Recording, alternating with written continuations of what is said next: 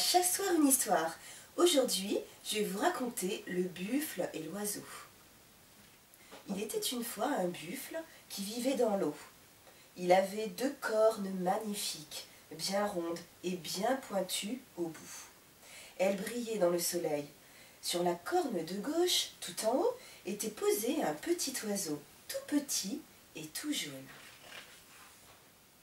Le buffle était allongé dans l'eau, comme une grosse pierre, le cou tendu au ras de l'eau. Il faisait des bulles. Les bulles couraient, dansaient sur l'eau et disparaissaient en faisant des petits ronds. Il faisait chaud, très chaud. Sur sa corne magnifique, le petit oiseau tout jaune chantait pour son ami le buffle. Il chantait son chant d'oiseau, son monde d'oiseau, sa vie d'oiseau. Il racontait au buffle ses petites histoires d'oiseaux. Le buffle aimait écouter le chant de son ami. Oh, comme il aimait l'écouter!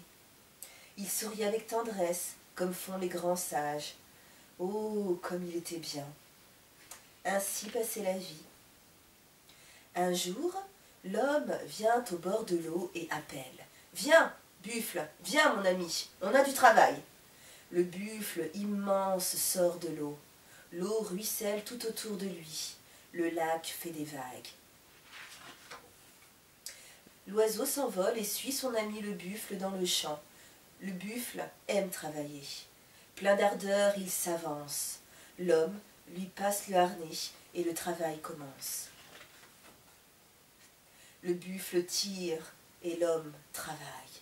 Le buffle tire et l'homme travaille. Et l'oiseau? L'oiseau, lui, il chante. Il chante pour le buffle. Il chante pour l'homme. Il chante pour le champ. Il fait des grands ronds dans l'air tout autour d'eux, sans cesser de chanter. Et quand le travail est fini et le riz semé, le buffle retourne dans l'eau et l'oiseau sur sa corne. Le buffle fait des bulles et l'oiseau chante, car est venu le temps d'attendre que le riz pousse, pousse, pousse. Puis vient le temps de la récolte. De nouveau, l'homme appelle le buffle. « Viens, mon ami, viens, on a du travail !» Le buffle immense sort une nouvelle fois de l'eau, ravi. L'eau glisse tout autour de lui. Le lac fait des vagues. L'oiseau s'envole et les suit. Et de nouveau, le buffle tire et l'homme travaille. Le buffle tire et l'homme travaille. Et l'oiseau? L'oiseau chante. Il chante pour le buffle. Il chante pour l'homme.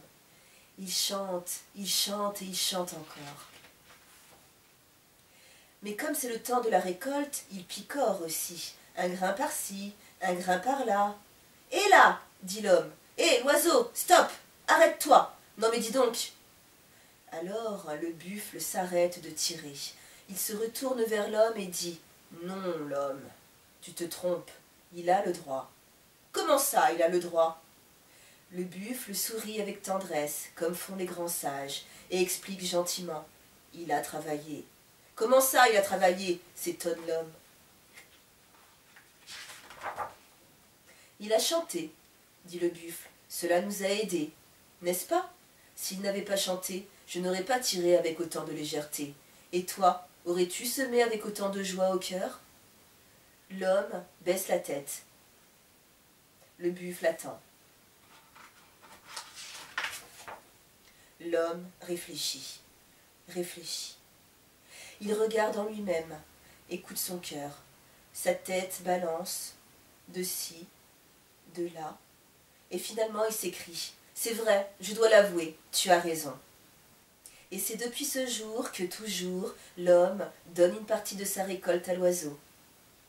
Voilà les enfants, l'histoire du soir est terminée. Moi, je vais me coucher. À demain les enfants, faites de beaux rêves.